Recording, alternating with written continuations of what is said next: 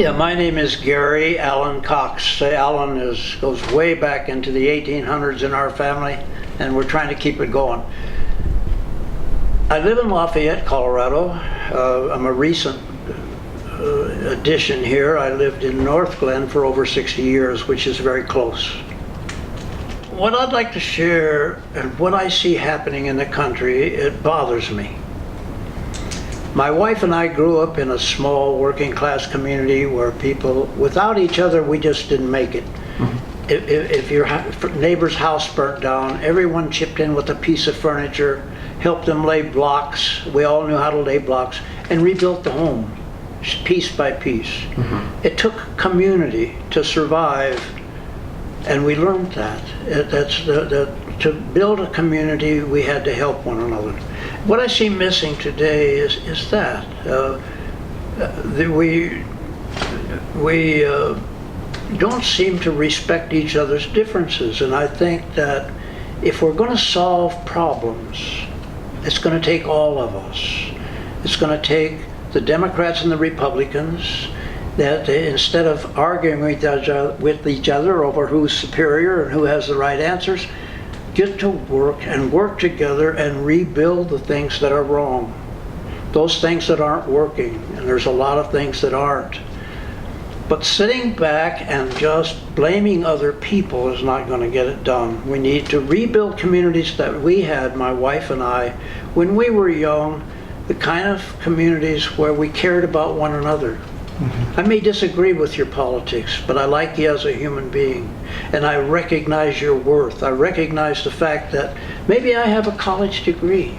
That doesn't make me smarter than you. I know you had an apprenticeship as a machinist or as a welder or whatever for 6 years. That's just as good as my degree in philosophy, yeah. Maybe.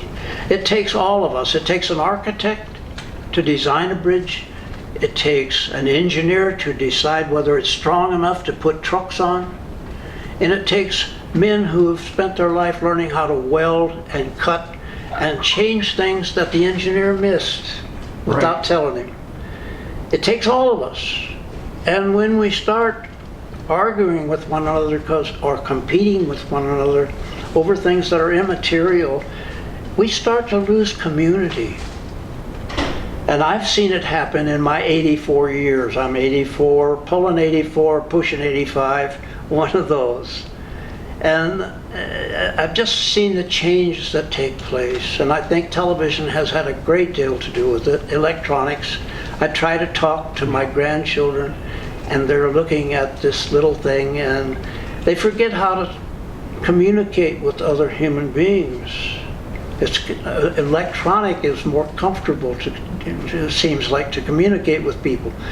We've got to get back into living rooms, sit and talk to each other and figure out how do we get our street repaired? Who do we talk to? Mm-hmm. And that's what I see happening, my friend. It's that we're the same people. I may not agree with your politics, my friend, but I like you. I have a great deal of respect for what you know and what you add to our community, what you've done. Without truck drivers, the food doesn't get delivered. Yeah. And you can build a silo, as some people are doing, buying old missile silos. This to me is crazy. And building big fancy homes inside the silos, yeah, so that they can live there. How can you live without truck drivers? How can you live without people who take care of electricity and climb up on those poles and know how to put your electricity back on so your house is warm? Mm-hmm. It takes all of us, my friends, and we need to gain respect for one another. What we like about each other, stop worrying about the things that we don't agree with. That's the change I see that's happened in my 80 years. There's a difference in how we see one another, how we work together to build things that we need. We whine too much instead of looking at each other in the eye and communicating. Mm-hmm. Yeah. That's what I see, and I don't know anything. I mean, the one thing that happens when you get old is you realize how little you know. That's just an attitude. It's not a science. people. Let's put it this way. Let's do this, because that's how I feel that we have to do if we're going to save the planet, for one thing. I really believe that. I believe the planet's in trouble. I think we need to cut back on what we consume. We need to make the sacrifices that I saw people make in the Second World War. Sacrifices like my father, who was a Republican, strong Republican. And why? Because his father was a strong Republican. That's the answer I would get. But when Franklin Roosevelt, a strong Democrat, some call him a socialist, said we need to ration gas, my father put his car on the blocks and never drove it again. Is that it right? rotted. And was to make sure he didn't use fuel that was needed by the boys over there. And the neighbors did the same thing. Whatever they could sacrifice, they felt to the max to win that war. Otherwise, if we hadn't have done that, if we hadn't have worked together as Democrat, Republican, whatever your politics or your religion happens to be, if we hadn't all worked together, we'd have lost that war. Yeah. We'd have been saluting Hitler or something. I mean, you just have to give it up. Yeah. And realize you don't know what you're talking about. None of us. So what I'd like to share is maybe some just, I don't know, this thought came to me. My wife and I, when we were young and school was on, we had to be in bed by a certain time, 9 o'clock or so, and we would listen to the radio. And things like Captain Marvel, or the Armstrong brothers, or whatever, and they were very well done. And your imagination, you saw characters. You built these characters. Superman. I had this image in my mind of what he was like, and what he did. And we sit and listen to the radio when our homework was done, and do puzzles. Or draw. I used to draw. I've got my famous artwork in this book, or put model airplanes. I used to like to build the model airplanes, the ones that were used in the Second World War, the Mustang, the P-51. Whoa!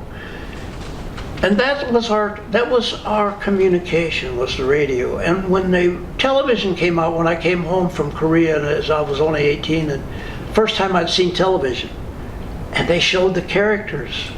Of such a disappointment.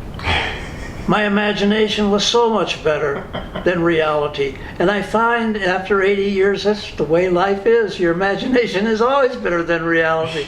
That vacation you were going to take, you'd have done better just to think about it. It didn't work out that way. But that's the truth. Your imagination is a wonderful thing, and children need that. They need to exercise that imagination. That's where creativity comes from. Anyway, then television came on, and we started thinking, it knows everything. And we started listening to that opinion, to where they had control of our thinking, and the different stations had different ideas. And it's not an evil thing that they tried to get me to think that way. That's human for us all. We all do that. Only they have more power. They have a television camera and I don't. But they started having more influence over us than our teachers in school. We spend 6 hours a day maybe in lessons at school. We come home and watch television for 10. They had this tool to have a great influence on our thinking. And I think they got us into the habit of thinking we need their products, that they have to advertise to stay in business or to make a profit, or we won't survive. We won't be happy without that underarm deodorant. We'll smell terrible, and it's their job to sell this stuff to us, but we think we need it. They get us into a mood where we have to have what they tell us we have to have. Instead of thinking for ourselves, sitting down, this is why we're given a brain to think, do I really want that? Do I really need that? Or am I going to go in debt so far I can't even afford to miss a week's work? Yeah. We choose that ourselves. We choose to either listen to them and go in debt up to here, or we learn to think for ourselves and do without some of these things and be free to take a week or two off. You know, I'm going to tell you something that I grew up, my mother and father, one thing they taught me is to think for yourself and make your own life. And so what my wife and I did, we received a lot of criticism for it. And for good reason. It was scary. I mean, if you, my mother, my father, her mother and father, it was frightened for the grandchildren, the way we lived. We lived with a lot of faith in ourselves, I think.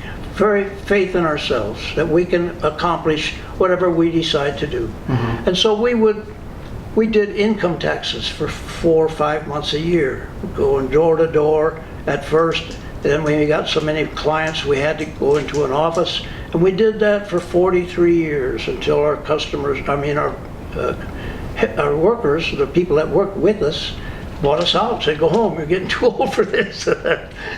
But we did that for 4 or 5 months a year. The kids got out of school in May. We'd take off for Mexico or Canada or Alaska. In Alaska and Canada, we lived in tents. And all over the western Canada and all over Alaska. Or we'd go to Mexico and rent a home. We could go down there, I'm serious about this.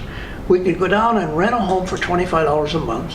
And living was so cheap, we could go down and come home with more money than if we'd have stayed in the United States and worked every week. Mm-hmm. That's how cheap it was back then, not now, but back then.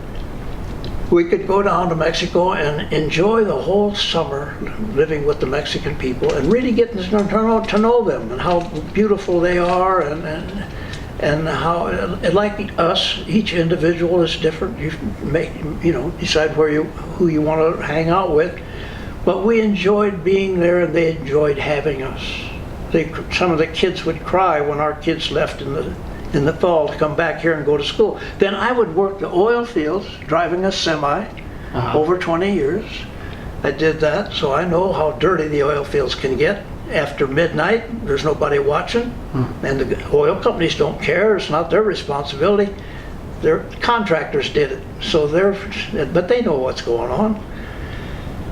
Anyway, so I worked out there, driving a truck, getting my hands dirty. And I knew that, because I wasn't afraid of work ever. I'm never afraid to get my hands dirty or be a working man. And then come back and do income taxes beginning mid-December until the end of the tax season. Then we'd go somewhere else. We lived a very free life, and I'm glad we did that. I'm so glad we did it. We've seen so many places and had so much fun. And our children, if anything I taught them was to think for themselves, and they're all turned out to be strong in that way. Sometimes I wouldn't want to live their lives, but they're strong in what they believe. That's what I taught them to be, or we wanted them to be. And to make up their own minds about things. Yeah. So they don't listen to me anymore. And the grandkids, and I love it. I love it. I love the fact that they are independent. And we all should be. We have the ability, this is God, whatever God you believe in, gave us a brain to think with. Use it. Think for yourself. Don't let that TV tell you how to live and what to own and what to buy and what makes you happy. Figure out for yourself what makes you happy. Grandchildren, kids, fishing, work. Many people love their jobs and thank God for that. That's all. I guess I just wanted to share that. So we live differently as children, and maybe that had a lot to do with why children today are, I feel, programmed. Yes, we've lost the imagination or the feeling that we can trust ourselves.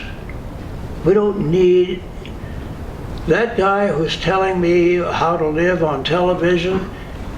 Doesn't know any more about it than I do.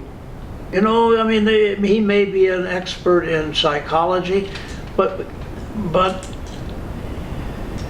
he has no business telling me what makes me happy. I figure that out for myself. Yeah.